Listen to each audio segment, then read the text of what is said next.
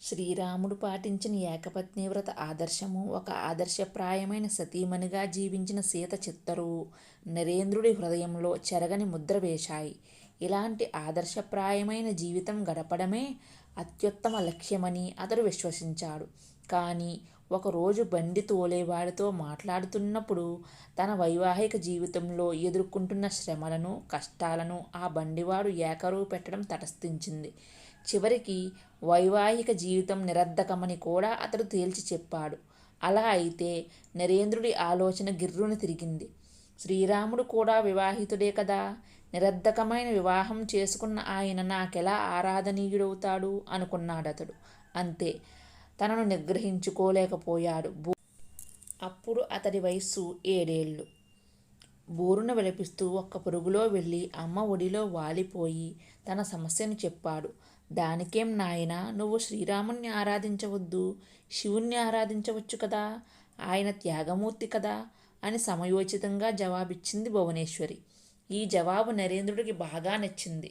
పరిగెత్తుకుంటూ పోయి మేడమీద తన గదిలో మర్నాడే శివుని విగ్రహాన్ని తెచ్చి సీతారాముల విగ్రహం ఉంచిన అదే చోట అమర్చి దాని ముందు కళ్ళు మూసుకుని కూర్చుని ధ్యానం చేయనారంభించాడు. ఏదైనా ఒక విషయం తీసుకుంటే దాని అంతు తేల్చేదాకా దానిలో లీనమైపోవడమనే నిశ్చలబుద్ధి చిన్ననాడే నరేంద్రుడిలో స్వతసిద్ధంగా పాదుకుపోయింది.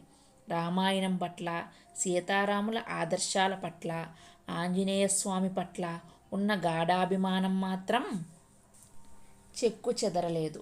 చుట్టుప్రక్కల ఎక్కడ రామాయణ కాలక్షేపం జరిగినా నరేంద్రుడు అక్కడ హాజరు కావలసిందే. ఒకరోజు రామాయణ కథ చెబుతున్న పండితుడు ఆంజనేయుడు అరటి తోటల్లో నివసిస్తూ ఉంటాడని చెప్పాడు. ఈ మాట నరేంద్రుని పసి మనస్సులో గాఢంగా హత్తుకుపోయింది. అతడు తిన్నగా ఆ పండితుణ్ణి సమీపించి, అయ్యా, మీరు చెప్పింది నిజమేనా? అరటి తోటకు వెళితే ఆంజనేయుణ్ణి చూడవచ్చా అని అడిగాడు. ఆ బాలుడికి ఏదో ఒక జవాబు సర్ది చెప్పాలి కదా అనుకుని ఆ పండితుడు, తప్పకుండా, నువ్వు వెళితే ఆయన్ను చూడవచ్చు, ప్రయత్నించి చూడు అన్నాడు. ఇంటికి తిరిగి వస్తున్నప్పుడు సమీపంలో అరటి తోట ఉందన్న విషయం నరేంద్రునికి చటుక్కున జ్ఞాపకం వచ్చింది. అందువల్ల తిన్నగా ఆ అరటి తోటకు వెళ్ళాడు. అక్కడ ఆంజనేయస్వామి కోసం వేచి ఉన్నాడు. చాలాసేపు వేచి ఉన్నప్పటికీ ఆంజనేయుడు రాలేదు. నిరాశ నిస్పృహలతో వాడిపోయిన ముఖంతో ఇంటి ముఖం పట్టాడు. అతడి నమ్మకం సన్నగిల్లకూడదని భువనేశ్వరి, ఆంజనేయస్వామి ఏదో తొందర పని మీద వెళ్ళి ఉండొచ్చు, అందుకే ఆయనను నువ్వు చూడలేకపోయావు అని అతన్ని అనునయించింది. తల్లి జవాబుతో నరేంద్రుడు ఊరట చెందాడు. మరొక రోజు ఇంకొకెవరో ప్రతి మనిషి చేతలను భగవంతుడు పరిశీలిస్తుంటాడు అనడం నరేంద్రుడు విన్నాడు. వెంటనే పడక గదిలోకి వెళ్ళి పడుకుని పైకప్పును చూస్తూ, పైకప్పు ఎప్పుడు తెరుచుకుంటుంది, దానిలో భగవంతుడి ముఖం ఎప్పుడు కనిపిస్తుంది అని అనుకోసాగాడు నరేంద్రుడు. కాషాయాంబరాలు ధరించిన సాధువులు నరేంద్రుణ్ణి అమితంగా ఆకర్షించారు. చేతికి అందిన వస్తువులన్నీ వారికి ఇచ్చేసేవాడు. ఏదీ లభించకపోతే తాను ధరించిన బట్టలు విప్పి ఇచ్చేసేవాడు. అడిగితే వారికి అవసరం నా వద్ద ఉంది, ఇచ్చేశాను అనేవాడు. విశ్వనాథుని ఉదారత్వం కారణంగా పలువురు సాధువులు ఇంటికి వచ్చి పోతూ ఉండేవారు. సాధువులు వచ్చినప్పుడు నరేంద్రుణ్ణి ఒక గదిలో ఉంచి తాళం పెట్టేవారు. అలా చేయకపోతే ఇక ఇంట్లో ఏదీ మిగలదు. కానీ గదిలో బందీగా ఉన్నప్పటికీ కిటికీ గుండా సాధువులకు వస్తువులు విసిరివేసి నరేన్ ఆనందంతో గొంతులు వేసేవాడు. బడిలో చదువుకుంటున్నప్పుడు కొత్తగా చేరిన విద్యార్థి వద్దకు వెళ్ళి అతడి పూర్వీకుల గూర్చి వాకపు చేసేవాడు. అతడి తాత ఎవరైనా సన్యాసం పుచ్చుకున్నాడా అని ప్రత్యేకించి మరీ అడిగేవాడు.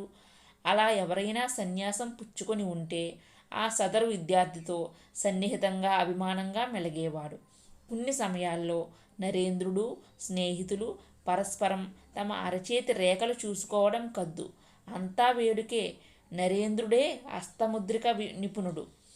తన అరచేతిలోని ఏదో ఒక రేఖను చూపుతూ, ఇదిగో చూడండి, ఈ రేఖ ఉన్నందువల్లే నేను సన్యాసిని అవుతాను అనేవాడు. తన తాత ఒకరు అలా తనతో చెప్పారని కూడా చెప్పాడు. నరేంద్ర, నువ్వు సన్యాసివైతే మేము కూడా సన్యాసులవుతాం అనేవారు స్నేహితులు. ఆ మేరకు స్నేహితుల మనసుల్లో స్థానం ఆక్రమించుకున్నాడు నరేంద్రుడు. నరేంద్రుడు తన తాతయ్య అయిన దుర్గాప్రసాద్ పోలికల్లో ఉండేవాడు. చూడండి, నేను ఒకరోజు నా తాతలా సన్యాసిని అవుతాను అని తన స్నేహితులతో చెప్పేవాడు. దేవుళ్ళందరిలో నరేంద్రునికి బాగా నచ్చిన దేవుడు పరమశివుడు. సర్వసంగ పరిత్యాగం చేసి మూర్తీభవించిన త్యాగమూర్తిగా ఆయన కొలువుదీరి ఉండడం అతడి మనస్సును అమితంగా ఆకట్టుకుంది. కొన్ని సమయాల్లో అతడు కూడా బట్టలన్నీ విప్పేసి కౌపీన దారి అయి తిరిగేవాడు. ఈ చర్య భువనేశ్వరి మనస్సులో తెలియరాని ఏదో దిగులు పుట్టించేది. ఇతడు కూడా తాత మాదిరి సన్యాసం పుచ్చుకుంటాడేమో అని ఆందోళన పడేది.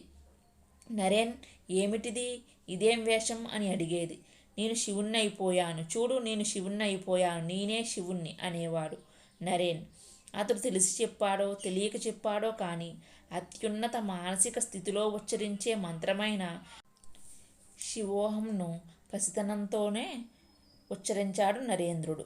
మేడమీది గదిలో శివుని విగ్రహం ముందు కూర్చున్నప్పుడల్లా నరేంద్రునికి అప్పుడప్పుడు తల్లి చెప్పే మాటలు జ్ఞాపకానికి వచ్చేవి. తన భూతగణంలో శివుడు ఒక భూతాన్ని బహిష్కరించినట్లు ఆ భూతమే అతడిని ఆమె చెప్పడం నరేంద్రుణ్ణి దీర్ఘాలోచనకు గురిచేసింది. అయితే నేనేదో తొంటరి పని చేసినందుకు, ఏదో తప్పు చేసినందుకు శివుడు నన్ను పంపించి వేశాడా అనే సందేహము, సందిగ్ధము అతని మనసును తొలిచివేశాయి. తక్షణమే అమ్మ వద్దకు పరుగు పరుగున వెళ్ళి, అమ్మా, ఏమిటో తెలియడం లేదు. నేను ఎన్నడో సన్యాసినై ఉండి ఉంటానని అనిపిస్తోంది. తప్పులు చేయకుండా, అల్లరి చేయకుండా ఉంటే శివుడు మళ్ళీ నన్ను స్వీకరిస్తాడా అని అడిగేవాడు. అందుకు భువనేశ్వరీదేవి అవును అని టక్కున జవాబిచ్చేది. కానీ నరేంద్రుడు ప్రశ్న భువనేశ్వరీదేవి మనస్సును కలవరపరిచేది. ఇతడు కూడా శివాన్వేషణలో సన్యాసి అయిపోతాడా అనే దిగులు ఆమెలో చోటు చేసుకుంది. అలా జరగడానికి ఆస్కారం లేదు. అలాంటి విషయాల గురించి యోచించగల వయస్సు కాదిది అనుకుని ఊరడిల్లేది. సన్యాసం పట్ల అనురక్తి, శివుని పట్ల అభిరుచి పెరిగే కొద్దీ నరేన్ మేడమీది గదిలో శివుని విగ్రహం ముందు ధ్యానమగ్నుడై కూర్చోవడమూ పెరిగింది. ఇంటి పెద్దల్లో ఒకరోజు నరేన్తో, దీర్ఘకాలం ధ్యానం చేస్తే శిరోజాలు పెరిగి పొడవుగా జడలు కట్టి మర్రి చెట్టు ఊడల్లా భూమిలోకి దిగిపోతాయి అన్నాడు. వెంటనే నరేంద్రుడు వెళ్ళి ధ్యానంలో కూర్చుండిపోయాడు. మధ్య మధ్యలో వెనుకకు తిరిగి శిరోజాలు పెరిగి భూమిలోకి దిగిపోతున్నాయా అని చూసుకోసాగాడు. అలాంటిదేమీ లేదు. వెంటనే తల్లి వద్దకు పరిగెత్తి ఎందుకలా జరగలేదని అడిగాడు. అందుకు భువనేశ్వరి ఒక్క రోజులో అలా జరగదు, అందుకు అనేక నెలలు, అనేక సంవత్సరాలు పడుతుంది అని జవాబిచ్చింది. నరేంద్రుని ధ్యానాభ్యాసం కొనసాగింది. కొన్ని సమయాల్లో మైమరిచి ధ్యానంలో మగ్నుడవడం కద్దు. ఒకరోజు స్నేహితులతో కలిసి ధ్యానం చేస్తున్నాడు. అప్పుడు హఠాత్తుగా అక్కడకు ఒక నల్ల తాచుపాము ప్రాక్కుంటూ వచ్చింది. పామును చూడగానే మిత్రులు పలాయనం చేశారు. ఒకరిద్దరు దూరంగా పోయి అతన్ని పిలిచారు. నరేంద్రుడిలో చలనం లేదు. పరిగెత్తుకెళ్ళి ఇంటివారితో విషయం చెప్పారు. వారు మేడ మీదకు వెళ్ళి చూసేసరికి నరేన్ నిశ్చలంగా కూర్చుని ఉన్నాడు. అతడి ముందు పాము పడగ విప్పి నిలబడి ఉంది. ఏం చేయడానికి పాలుబోక వారు దిగ్భ్రాంతిలో ఉండగా అదృష్టవశాత్తు పాము దానంతట అదే వెళ్ళిపోయింది. అప్పటికీ నిశ్చల స్థితిలోనే ఉన్న నరేంద్రుని వద్దకెళ్ళి అతన్ని కుదిపి లేపారు. పాము రాగానే ఎందుకు పారిపోలేదు అని వారు అడిగారు. అందుకు అతడు, పామును నేను చూడలేదు, అది రావడం నాకు అస్సలు తెలియదు, అనిర్వచనీయ ఆనందంలో మునిగి ఉన్నాను అని జవాబిచ్చాడు.